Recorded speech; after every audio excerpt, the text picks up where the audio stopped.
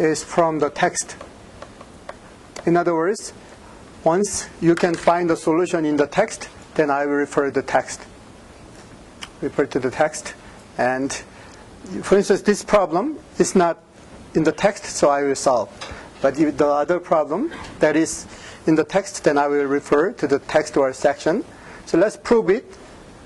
Proof by induction, right? Induction. First of all, if n equals 1, true, right? And if assume that it is true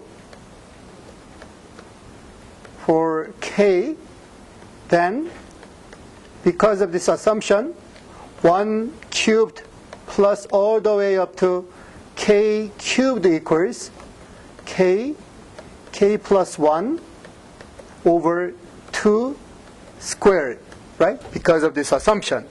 Now, if we add k plus 1 cubed to both sides, so I added k plus 1 to both sides, the left side becomes 1 plus everything up to k plus 1 cubed, and the right hand side is this plus this one. And do you see the common factor of these things? When you see this factor and this factor, do you see the common factor? What is the maximum common factor that you can extract?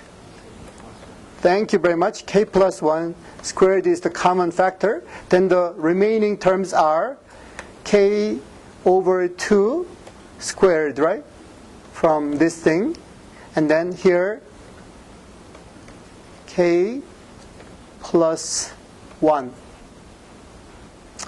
Then we can rewrite this side using the 2 squared divisor, right? This has 2 divisor. 2 squared is 4, right? So k squared plus 4k plus 4, or you can use a complete square, k plus 2 squared, or k plus 1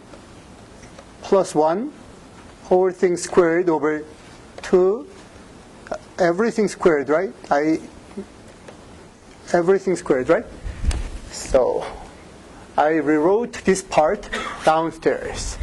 So because of this reason, we can write down this equality using simpler form.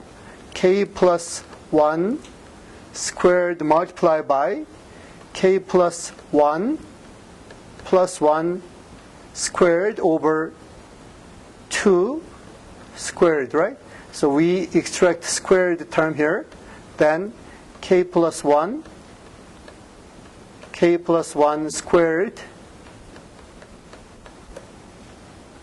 Squared is already gone, so I don't need this squared. So this is it. So this is true for, right? This is true for n equal to k plus 1, so we are done, right? So I use the induction to prove it. The next problem is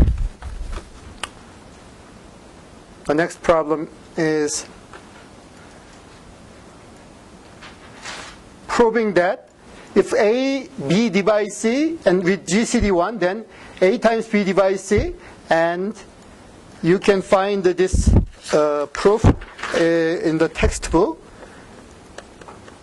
Number 2, page 23, the corollary number 2. So if you go to the text, you can find the proof of this problem. The next thing, number 3,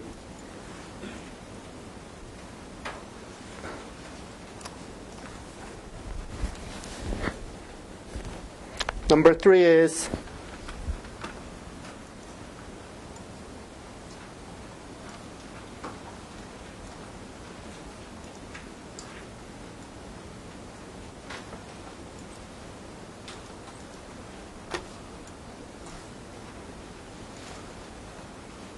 finding all the integers here in this list. And as you can see, 0 and 1 are disqualified by definition, right? 0 and 1 are not are neither prime nor composite. They are disqualified. So we want to use the sieving. So using 2, any multiple of 2 except 2 should be struck, right? So like this. So you can just strike this out. So I can just strike out these things. Any way is possible, right? So I strike out all the multiple of 2, done, right? And then any multiple of 3 except 3 should be like struck out. So I am just canceling all the multiple of 3. All the multiple of 3. I will not strike out the redundant thing.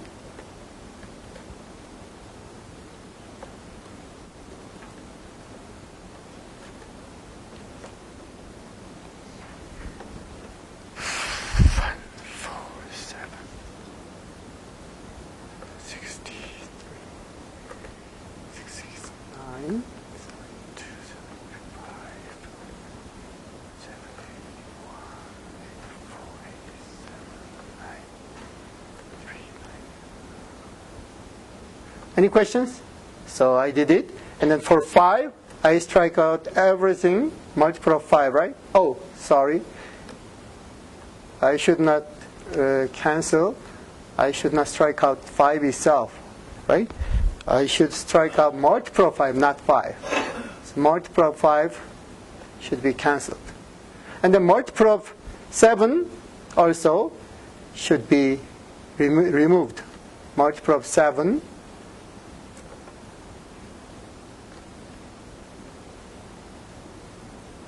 7, right? And then, what is it? 56, and then 63, and then 70, 77, and then 84, 91, right? And then 98, done. And then multiple of 11, so 22. But as I mentioned before, should we go any further or not? Because 11 multiplied by 9 is the maximum thing, right? The 9 was already handled, right? When you handled 3. You know what I mean? So you don't have to go any further after this. Then we just circle the remaining numbers. These are all the prime numbers.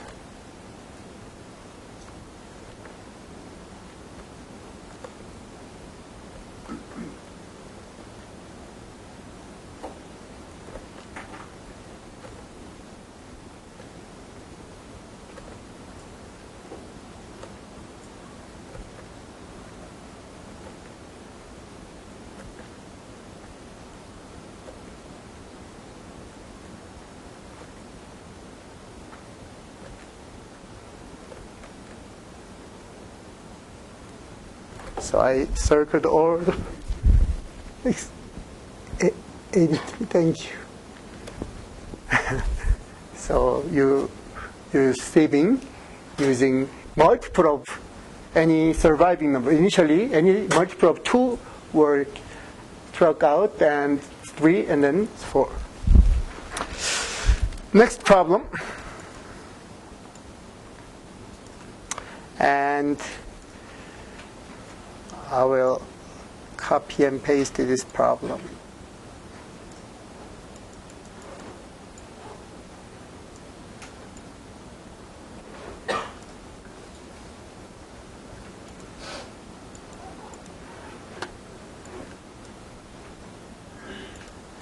So write the definition. When you are asked to write the definition, you cannot just say, oh, it is factorial. No. This is not the definition. This is a symbol, right? So I don't accept the symbol as an answer. It's a symbol, not the definition. So definition should be something like this. n minus 1 all the way up to 1, right? So this is the definition. Or you can use word to represent these things, words. Binomial coefficient n k equals n factorial over k factorial multiplied by n minus k factorial, right? So this is the binomial coefficient triangular number. Triangular number is n plus 1 over 2. Pentagonal number. Pentagonal number is given in the text, so I will indicate the book that you can browse. That is problem number 10 on page, problem number 10. I will write it.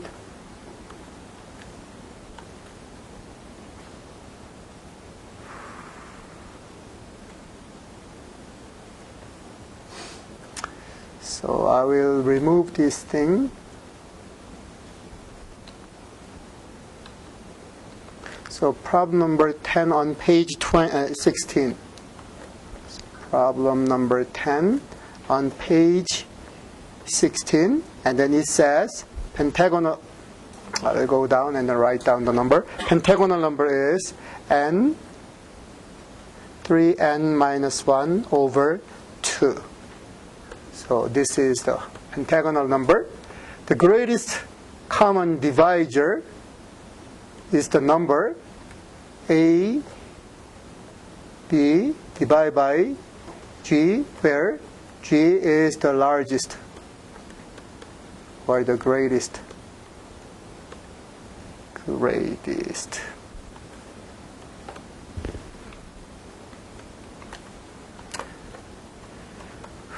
Right? So you should write two conditions, 1 and then 2. Do you follow me? G should divide both A and B, and then G is the greatest among all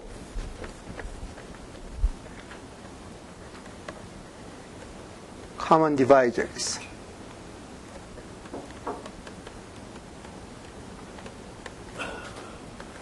Any questions? So this is the definition of the GCD. A divides B.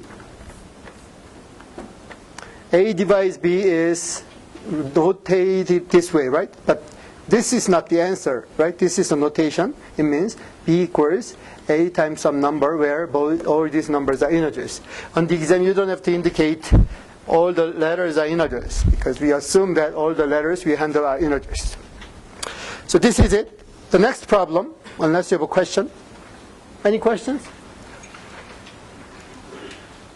The next problem is description, and because these are long, I will indicate the page numbers that you can find these things.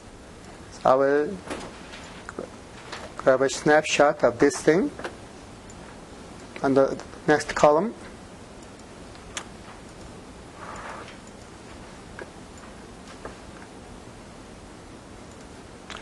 So first of all, well ordering principle, very early section, it is page 1. This is covered in page 1. And this Archimedean property is page 2. It has theorem number, theorem 1.1. And division algorithm is on page, where you can shorten this description to describe it. Division algorithm, where is it?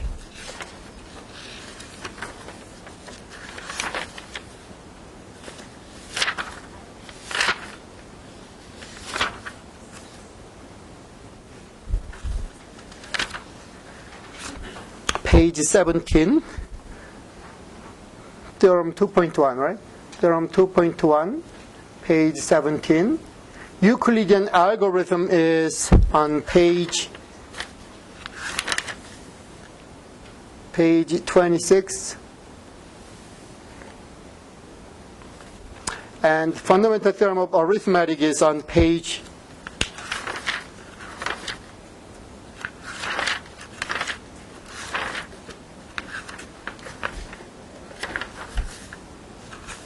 41, and sieve of Eratosthenes is page 44, and prime number theorem, I will describe it. Nth prime is close to n over log, and here is a natural log. So I will indicate this a natural log base e, right? When n goes to infinity.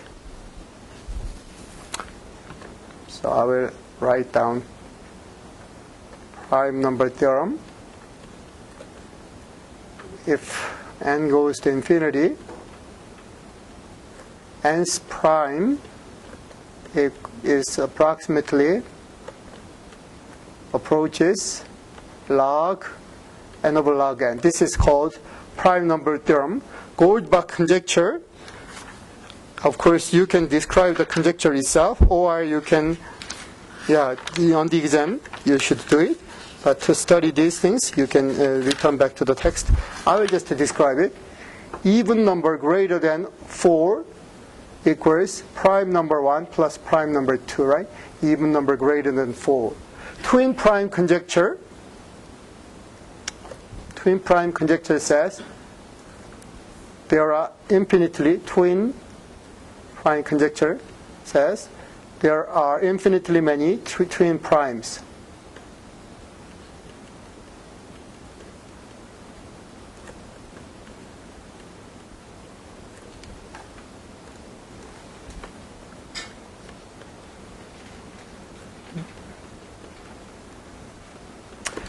And Riemann conjecture, this is the one that I did not mention, and Riemann conjecture is this one. Riemann zeta function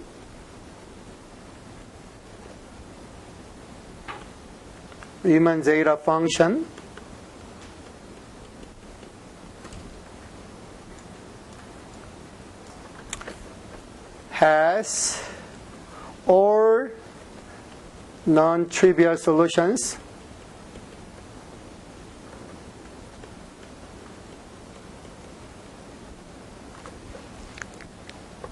of the form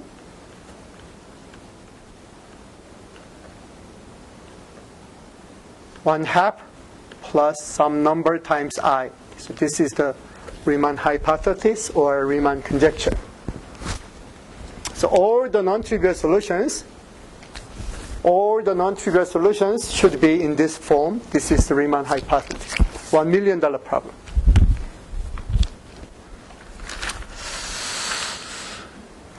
Any questions? Riemann zeta function defined by Riemann zeta function roughly is defined by a little bit technical.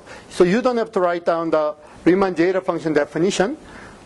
I'm just describing the Riemann zeta function here. Analytic continuation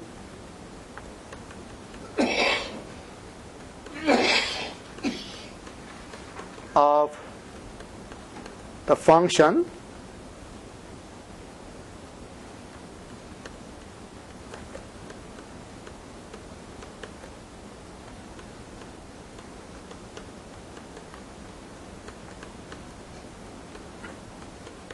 So this is the Riemann zeta function. So Riemann zeta function has a variable s. So people use zeta of s. S varies, right? S could be, for instance, 2, then 1 over 1 squared, 1 over 2 squared. S could be 3, then 1 over 1 cubed, 1 over 2 cubed. And this is a very famous conjecture. After taking the number theory course, you should know what Riemann conjecture is, Riemann hypothesis. So this is the Riemann hypothesis. And if we expand this function to complex plane, to the whole complex plane, then the non-trivial solution exists on this line, or in this form. If we use complex plane, this is a line, vertical line. 1/2 is real value, and imaginary value changes. So on this line, the solution of the non-trivial solution of this function exists. This is called the Riemann hypothesis. Any questions about Riemann hypothesis or conjecture? And finally, the other two conjectures. Bertrand conjecture is when you have a prime number between n and 2n, there is a prime number, right? So there exists a prime number between n and 2n, and when n is greater than or equal to 1, right? When n is greater than 1, then between n and 2n, a prime exists. Nobody proved this thing yet. So we have this thing.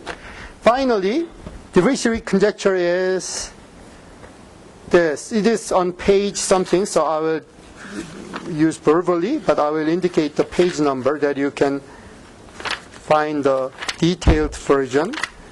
It is page number 54, theorem 3.7. It says, if A and B are relatively prime, or GCD of A and B is 1, then there are infinitely many primes in the set. There are infinitely many primes in the set.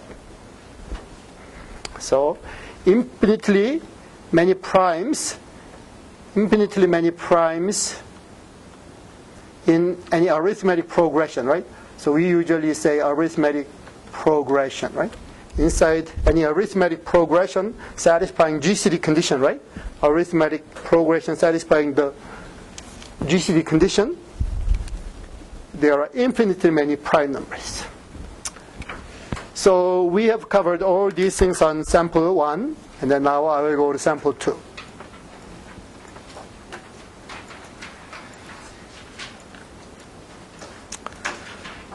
Sample 2 has these problems. In my opinion, I already proved the first statement. So if you don't mind, I will prove other things. But excuse me? Oh, I will prove it then. So I will prove this thing first and then go to the next problem.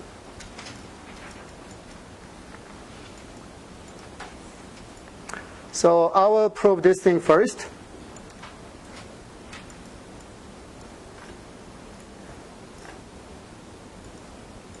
So let's do it.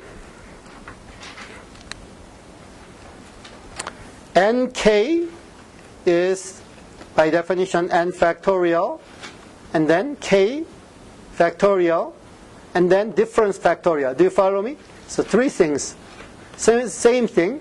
K factorial, and then r factorial, and then finally k minus r factorial. So this is the left side. And the right side is what? Right side is n factorial, and then r factorial, and then difference factorial.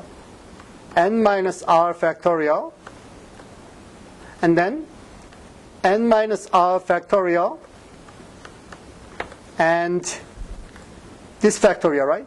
K minus r factorial, and then difference factorial. Difference is what? This minus this one. Difference is what? M minus k, right? M minus k. Then take a look.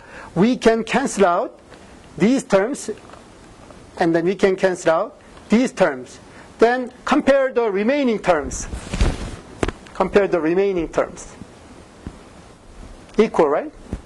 So we have finished the proof. Any questions?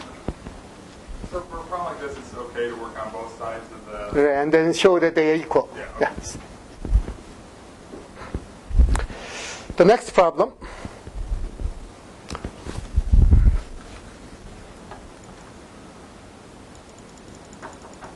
I think this is proved, right? Yeah, it's Euclid lemma, right? As I mentioned before, it's Euclid lemma. So I will let you know the page number. I will indicate the page number. Problem number 2 is on page, thank you, 24, theorem 2.5, right? Theorem 2.5, page 24. And the next problem, prove that this is rational. You can find this thing on page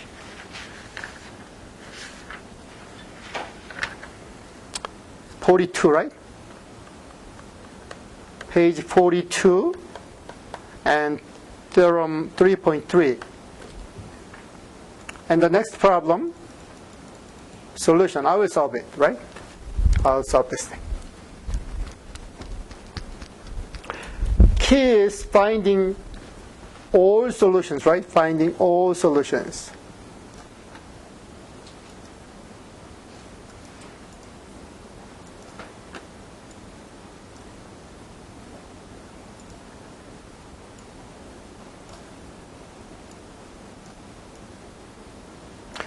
So I will solve this very slowly.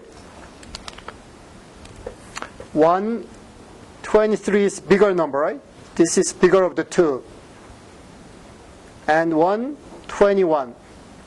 121. Then if we divide this by this number, then quotient is 1, and the remainder is subtraction of this multiple, right? Subtraction of this multiple from this number, then 2.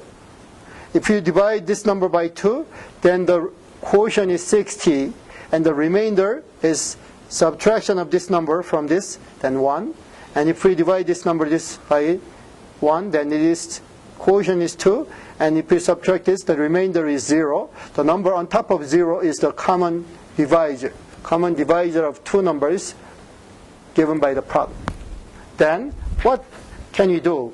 We can use 1, 0, 0, 1, and then we can do the same thing, multiply and subtract, multiply and subtract, multiply and subtract, multiply and then subtract. So we are done, right? Negative 60 and 61. So x equals, what does this mean? It means what? 123 multiplied by negative 60 plus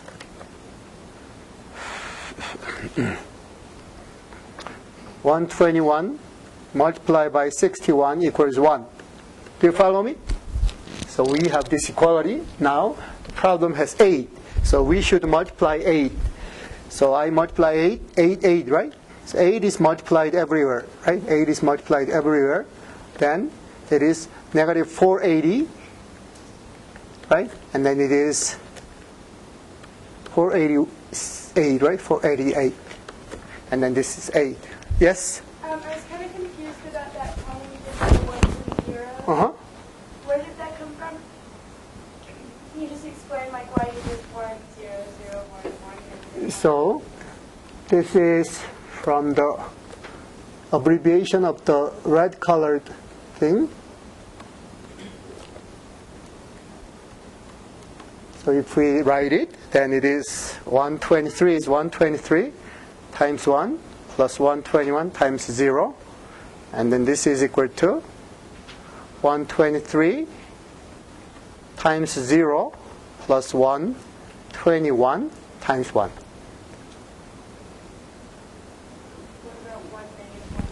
And then what you do is doing the same thing to both sides. In other words, if we add something, then we have two equalities, then we can add the equalities, subtract equalities, do the same thing, right?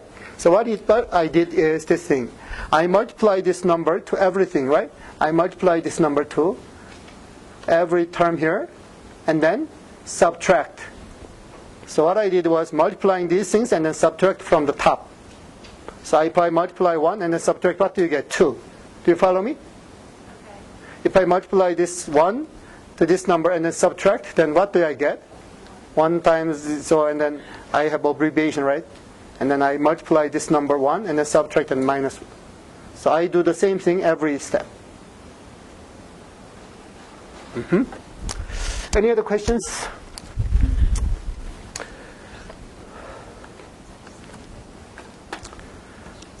Then, as you can see, x equals minus 480, y equals 488, but it's not all solutions, right? This pair is not all solutions, right? So we should make more solutions. How?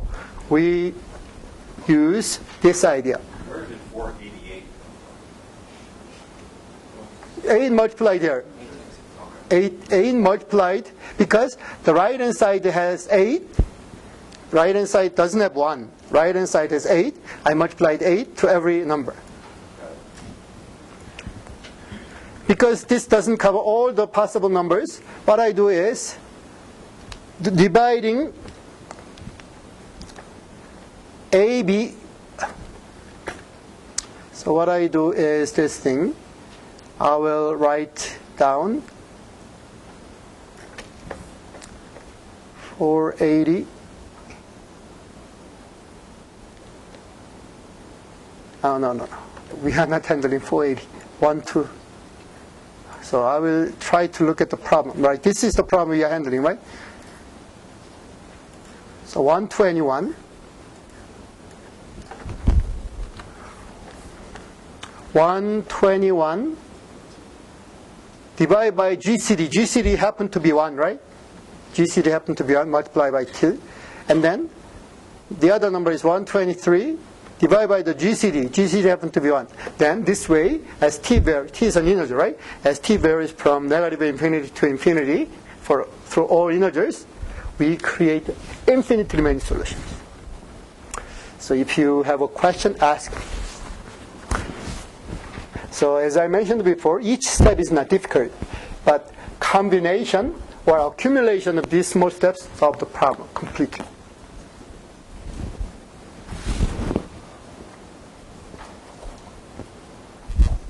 If you don't have a question, I will continue. If you have a question, ask.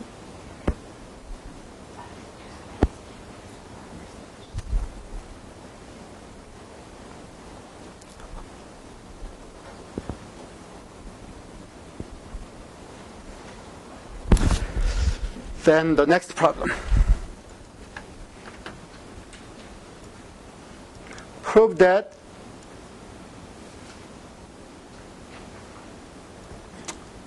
so this problem is number 5 is covered on page 53 in lemma. So if you see the lemma on page 53, you will find it. It's not very difficult. So this is it. So I completely covered up to this point, other than the text material, right? So if you have still question about each step, ask me.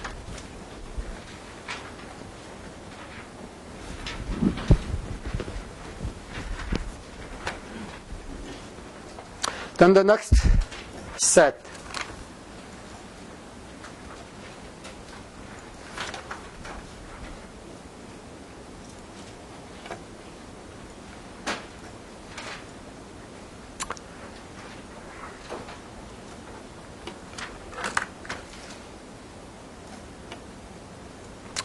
So I will cover this problem, and to do it, I will copy and paste this problem.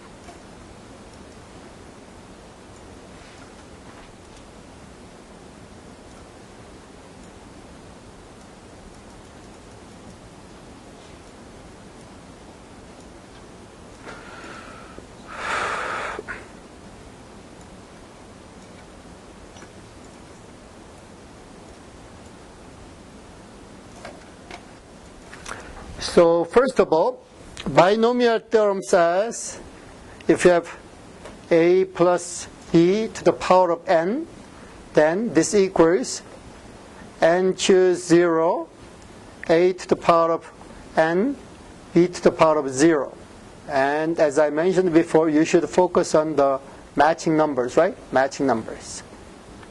And then n choose 1, a to the power of m minus 1, and then b to the power of 1, and then you should see the matching numbers, right? So all the way up to n minus 1, then h n minus 1, and then b to the power of m minus 1, and then finally n choose n, a to the power of 0, b to the power of n, or 0 is n minus n, right? So I will use n minus n to be consistent.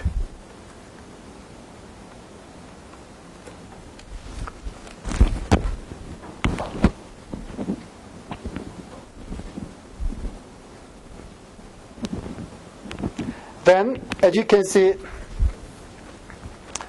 we have this equality, and now assume that a equals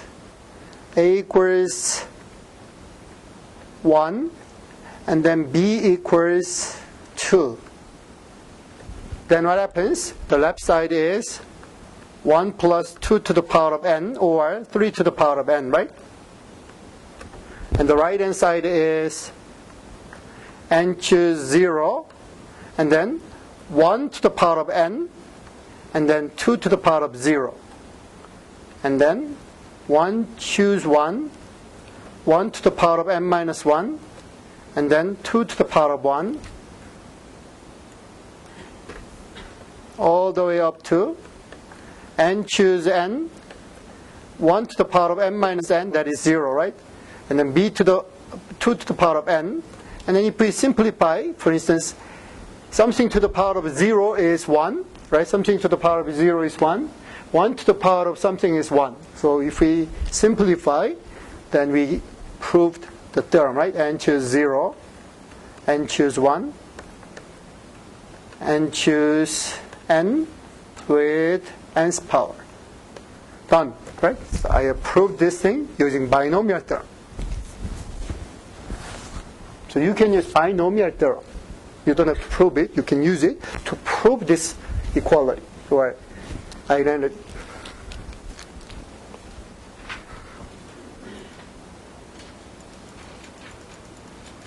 The next problem is from the text. So I will indicate the page number. It is from the text, and it is right before Euclidean algorithm explanation. So it is problem number 2, lemma before Euclidean algorithm, page number 26. The next problem is not proved, so I will prove it.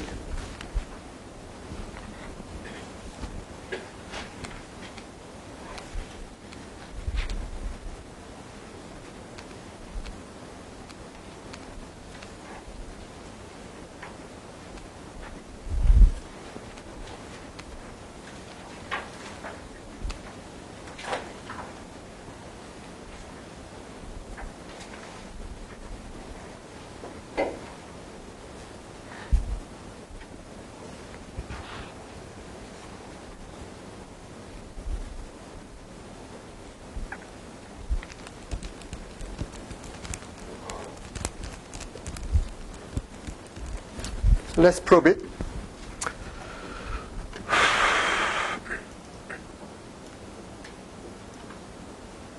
Do we have enough space here? Let's check space. You done? So I will go to the next.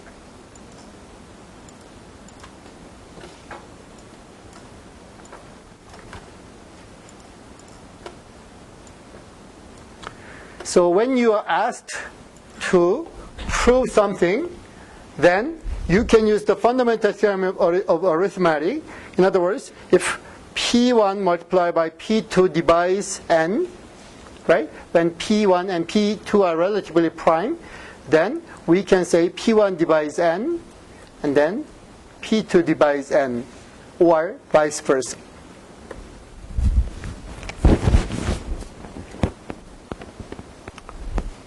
When P1 and P2 are different. So 6 is the multiple of two numbers. What are the numbers? 2 and 3. So what I want to do is this thing. I want to show that this big number, capital N, right? Capital N is divided by 2, 3, right? So I will show that this N is divided by 2 and N is divided by 3. Then, because of this fact, it is divided by 6.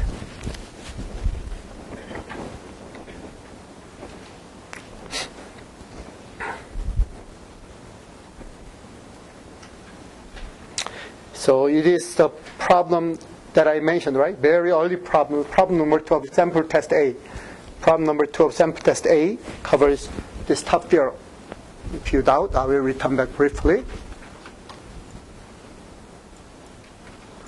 Number 2, take a look at the problem number 2.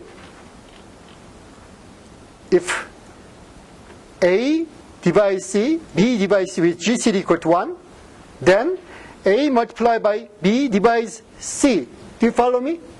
In other words, this is 6, right? This is 6, this is 2. 2 and, right? 2 divides 6, 3 divides 6, right? 2 divides 6, 3 divides 6. And then 2 and 3 have GCD equal to 1. Then 2 times 3 divides what? 6. Do you get it? Or not?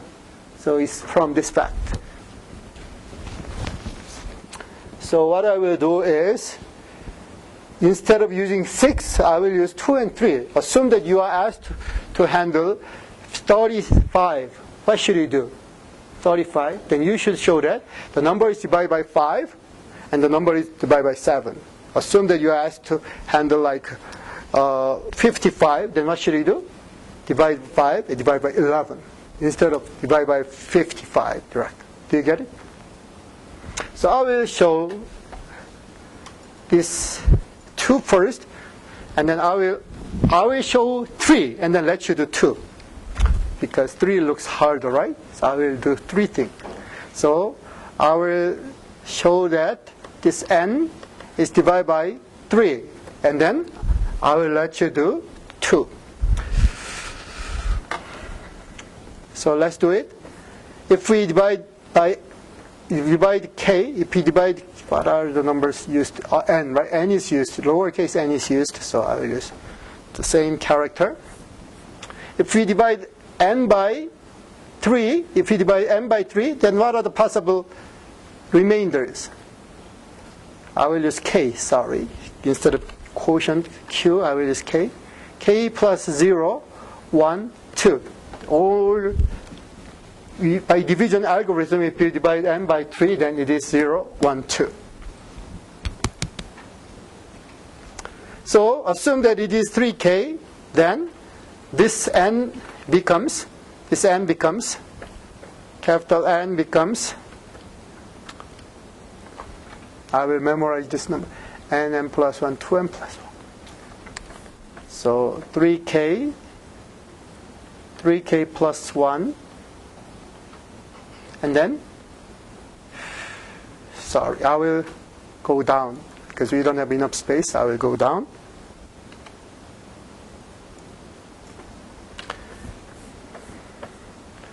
N equals 3k plus 1, and then 6k plus 1 over 6, right? Do you get it?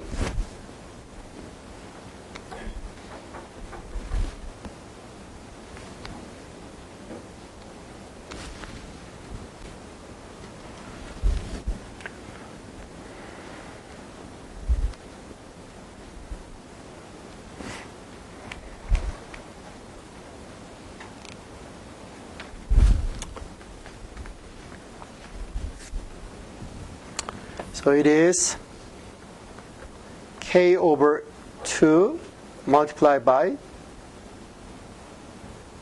3k plus 1, 6k plus 1. We still have this remainder. So now I want to show that this is divided by 2. To do it, I will apply division algorithm using k, right? If you divide k by 2, what happens? If you divide k by 2, then it's a quotient q plus 0 or 1. Do you follow me? Quotient q plus 0 or 1. So if it is 0, then this becomes 2q, 3 times 2q plus 1, and then 6 times 2q plus 1 over 2, and then 2 and 2 are cancelled out, so q, 6q plus 1, 12q plus 1. And all these numbers are integers, right? All these numbers are integers, thus this number, capital N, is an integer. Now, we can replace k by 2q plus 1, and 2q plus 1, 2q plus n, and so on, right? I will show you. So, first branch is handled here.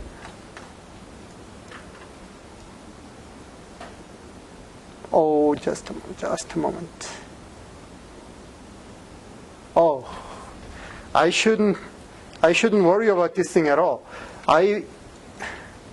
Sorry for the confusion. All I need to do is this thing. Capital N equals n. This one is divided by, this one is divided by 6, right? I was confused because I added this thing. So this is divided by 6, and then instead of using 6 directly, I used 2 and 3. So all I need to do is this thing. So I am very sorry that I mixed up, because I don't need these things at all. I only needed 3. Do you follow me or not? I only needed 3. I somehow confused myself. So we don't need the following steps, even though I didn't say any incorrect thing.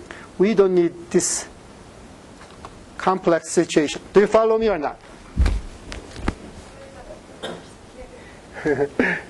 So I was a little bit confused. Capital N is not including 6. Capital N is numerator.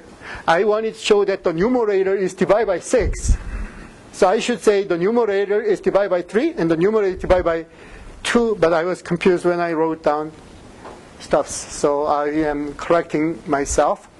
So what I wanted to do is capital N, this numerator, is divided by 3, right? Numerator divided by 3, right?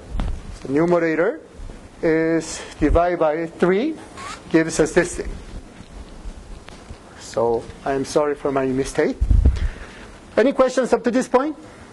To take a look. This capital N, so I even included 6. So my mistake is caused because of this mistake. So this thing is capital N. This thing is capital N. Capital N is divided by 6 is the question. So I should say capital N is divided by 3 and then 2. So eventually by 6. Yes? We need to show that it's divisible by 3 when you plug in 3k plus 4. Yeah, everything. Okay. So I will do it now. So I showed you the first case, and then second case. Assume that n equals 3k plus 1. Then n over 3 equals 3k plus 1, 3k plus 1 plus 1, and then 2 times 3k plus 1 divided by 3. So, as you can see, we don't see factor 3 here. We don't see factor 3 here, but factor 3 here, and then 2, and then 1. So 3 here. So we can divide the last term by 3 to obtain integer expression.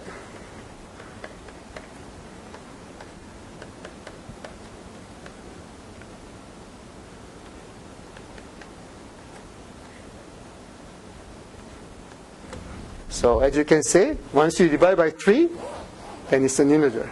Done, right? And then finally, when n equals 3k plus 2, then n over 3 is equal to 3k plus 2, 3k plus 2 plus 1, and then 2 times 3k plus 2 plus 1 over 3, and then as you can see, this term is divided by 3, right? This term is divided by 3. So done. So now, please show that n over 2 is an integer. Please show that n over 2 is an integer. So by the combination of this fact and an n over 2 fact, we can say that n is divided by 6. So I will let you do 2 cases to practice. But if you cannot do, ask me. So please show capital N is divided by 2.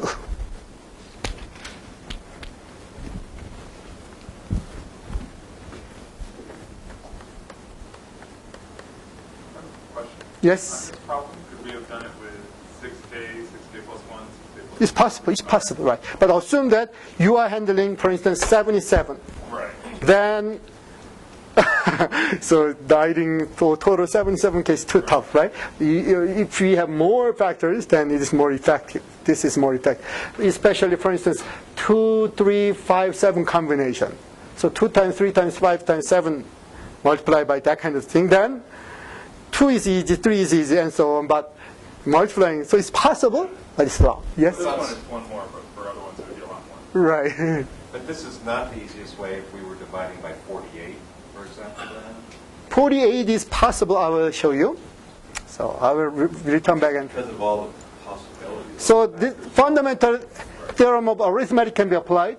48 is nothing but 2 times 24, right? 24 is 2 times 12. 12 is 2 times 6. 6 is 2 times 3, right? Then 8 and then 3. All we need to do is doing by 8 and then 3. Nice, okay. Yes. So we decompose to make them relatively prime. Why? So this is the reason why I added this proof, right? If we want to have combination, then we want to decompose. Do you follow me? So if you have 24, then 8 times 3 has GCD equal to 1. Then you can say divide by 8, divide by 3 will be enough to handle 24. So 16, 48. sorry. Sorry. 16.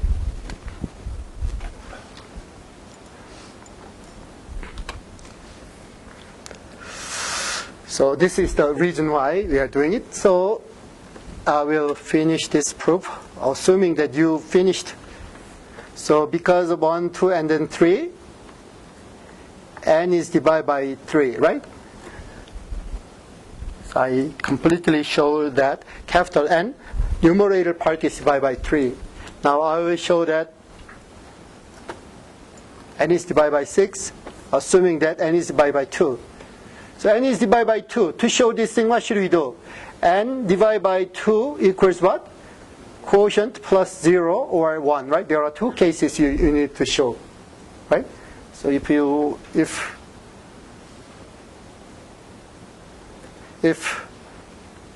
n equals 2k, then capital N over 2 equals 2k plus 1, 2k plus 1 over 2, and then we can cancel out 2, then it's an integer. So it's proved if n equals 2k plus 1, then n over 2 equals 2k plus 1, then 2k plus 1 plus 1, and then 2k plus 1 plus 1 over 2. And as you can see, this middle term is by 2. So it's integer, done. So by 1 and 2, by 1 and 2, n is divided by 2. So by these two facts, n is divided by 2 and 3, then by corollary that I mentioned, 2 times 3 divides n, or 6 divides n. Done, right?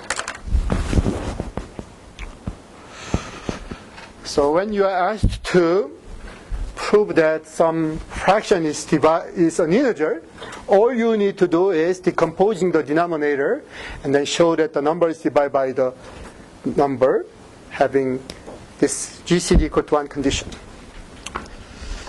So let's go to the next problem.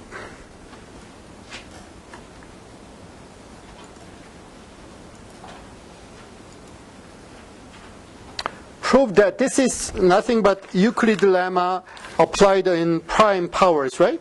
So instead of wasting time, I will refer to the text. It is problem page number, I guess, 40. It is theorem 33.1. page number 40. And the next problem is also, I completely proved this and explained this. It is page number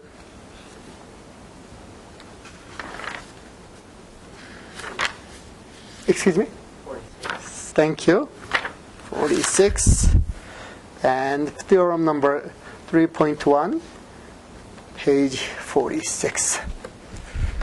So you now have all the necessary solutions to problems at 3. And we have about 18 more minutes, so I will try very hard to finish the last one.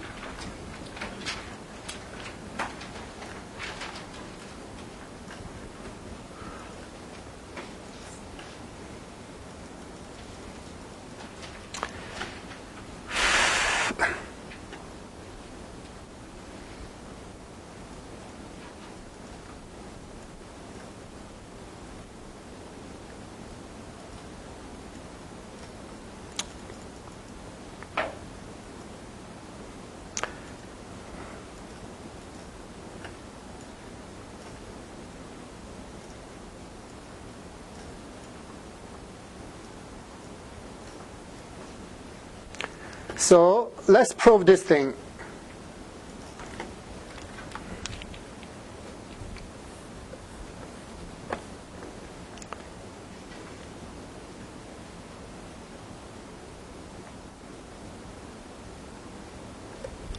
Assume that the GCD of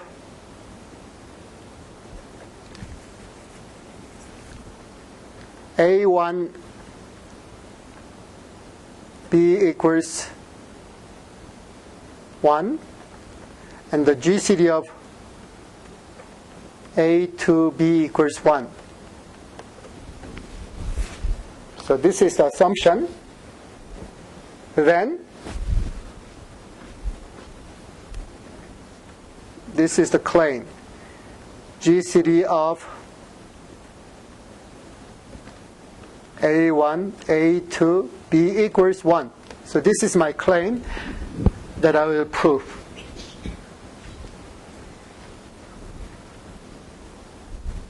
Do you follow me? So I will prove this claim first and then continue.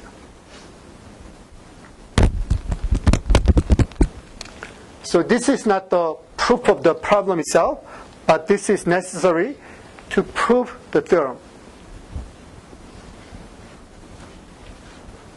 So what is the mathematical representation of GCD condition? A1, B, GCD equals 1 can be written differently. What is it? 1, right? Y1 equals this. Do you follow me? There are some integers, x1 and y1, satisfying this. Same idea. A2, x2 plus b, y2 equals 1 because of second. So on the exam, this is very, very important property that you should know. GCD, that is mathematical concept, right? But not mathematical expression. It's concept. Also, there is a notation, but it's not real thing, right? This is real mathematical expression, right? Then, if we multiply these two together, what do you get? If we multiply these two together, A1, A2, and then x1, x2, right? And then you can multiply all these things, right?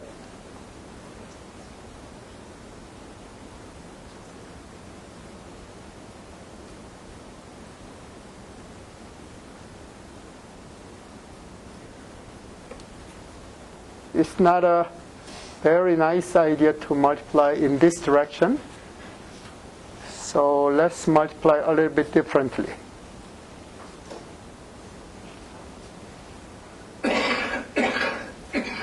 A1, A2, B squared. So let's multiply by factoring out B. Then right hand side is 1. Do you follow me or not? So if I multiply, then we multiply B, B, B. So B everywhere. So the only term that does not B is multiplication of these two. So I collected it here. and I collected all the multiple of b here. Do you follow me or not? Just simple multiplication, right? I multiply 1 and 1. I multiply these things, right? I multiply all possible 4 terms. So if I multiply b, then this times b, and then b is extracted here, then the remaining things are a1, x1, y2. Same thing, if I multiply these things, then a2, x2, y1. If I multiply these things, b, y1, y2. All of these are integers, right? All of these are integers. Integer. So what can you say? If I, instead of mathematical expression, if I return this back to notation, what can you say from this? This says GCD of A1, A2, B equals what? 1, right? Do you follow me or not? So, as you can see, this problem is the conversion of GCD into mathematical expression and vice versa, right? So we convert the GCD into mathematical expression into GCD. So if you don't understand or don't follow me, ask me. We have about 12 more minutes. Then because of this reason, what can you say? Assume that we have GCD of AB equals 1, and then GCD of AB equals 1, then regard this as A1 and A2, then what can you say? GCD of A squared B equals 1, right? Because we can regard this as A1 and A2, right? And because of this reason, A squared is B. So, because of this reason, what can you say? Because of these two things, GCD of A squared equals 1, right? So A cubed equals 1. And because of this reason, by induction, we can say GCD of any power of n, B equals 1. I just keep doing this thing, right?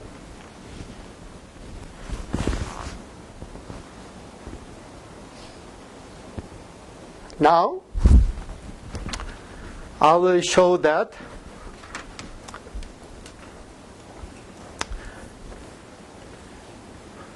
GCD of capital A, B1 equals 1, GCD of capital A, B2 equals 1, then GCD of capital A, B1, B2 equals 1.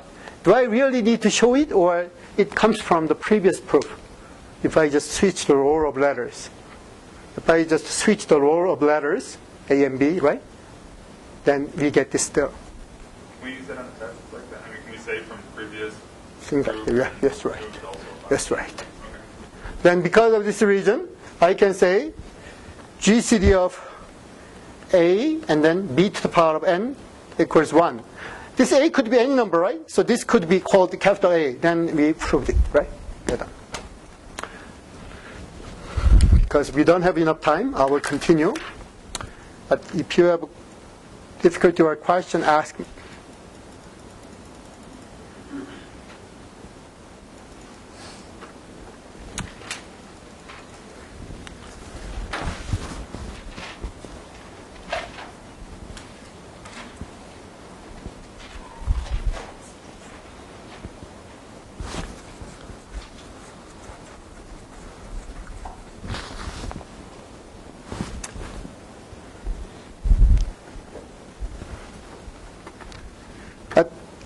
Because I will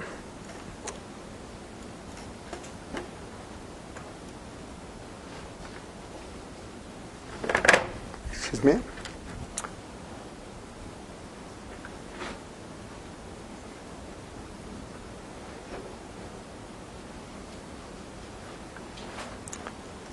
I will indicate problem number 3, 4, 5, and then use the next page to prove number 2. Problem number 3 was covered when I prove the stuffs on page something. So it is page 48. Page 48. And problem number 4 is covered last time, right? Last time I covered it. And the page number is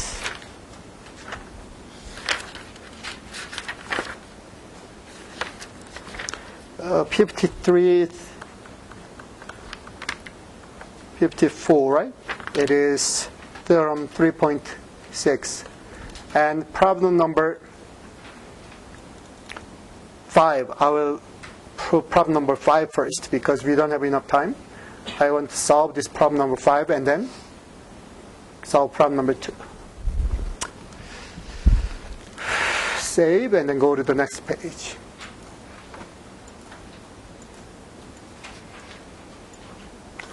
So problem number 5, I will copy and paste.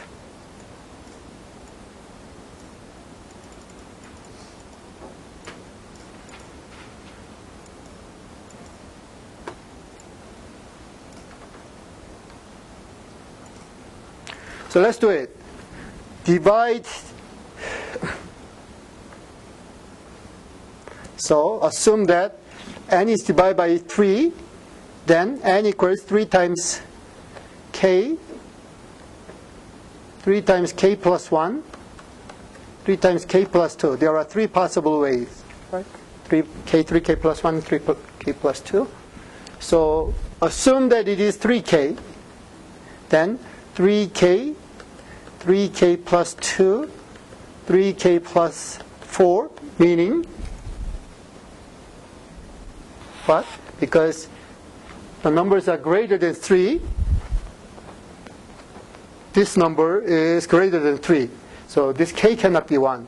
K should be 2 or 3 or something. So because this number is composite, right? So this number is a composite number. Assume that it is 3k plus 1, then 3k plus 1 is n, and then 3k plus 1 plus 2, and then 3k plus 1 plus 4. Take a look. We have 3k plus 3. So we can extract 3. Then 3 multiplied by k plus 1. So this is a composite number. The third case, 3k plus 2, 3k plus 2 plus 2, 3k plus 2 plus 4. As you can see, we can extract 3, right? So this is a composite number. So we find composite numbers no matter what. First type, first one. Second type, second one. Third type, third one. So no matter what, we can find the composite number. In other words, 3 consecutive primes given in the pattern cannot be all primes. There should be something that is composite because of this division algorithm, right? Division algorithm is extremely useful in solving problems.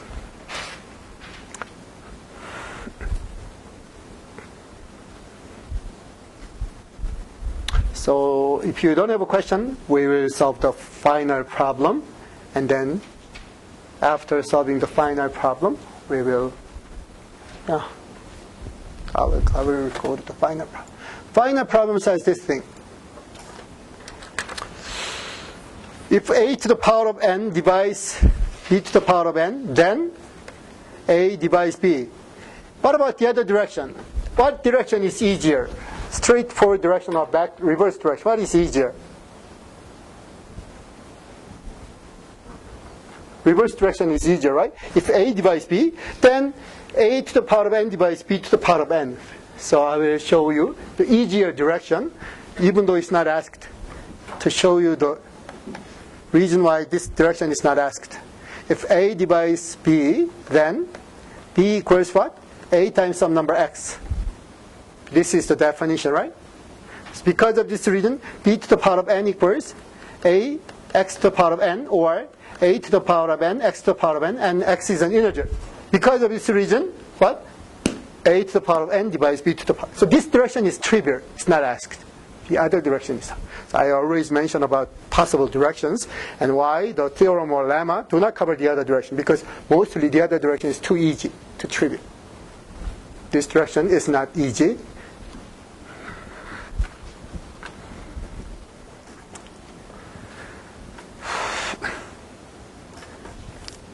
So this direction should be shown. So assume that a to the power of n divides b to the power of n.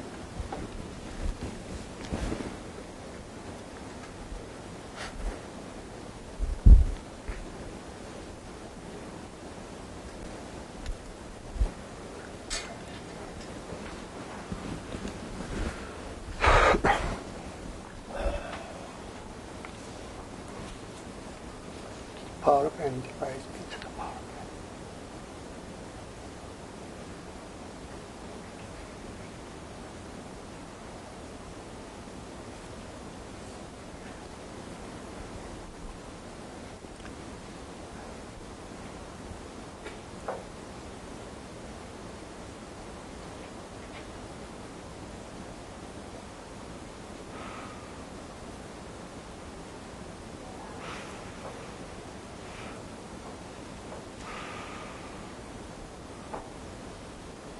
It looks very straightforward, but I do not think of any straightforward direction to prove it. Should I use proof by contradiction, or if you have a good idea, let me know. I don't have straight. For the homework, there was a problem like this. I thought you would have to use number 1 to solve it. I see. I see. So, This is one of the harder processes. yeah. That might be the reason why I don't have any straightforward. You had to prove R equals 1 or something like that. Right. And it was definitely not an easy proof. Yeah, it doesn't look easy. What can you do? Fine. Guess we could just make sure this one doesn't show up on the test. I made the problem 2 weeks ago, and I don't know what was questioned. So let's try. But I don't have any clue right now. So proof. B to the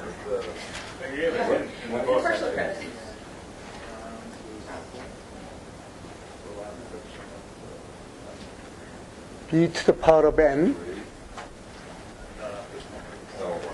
When are we going to get homework back?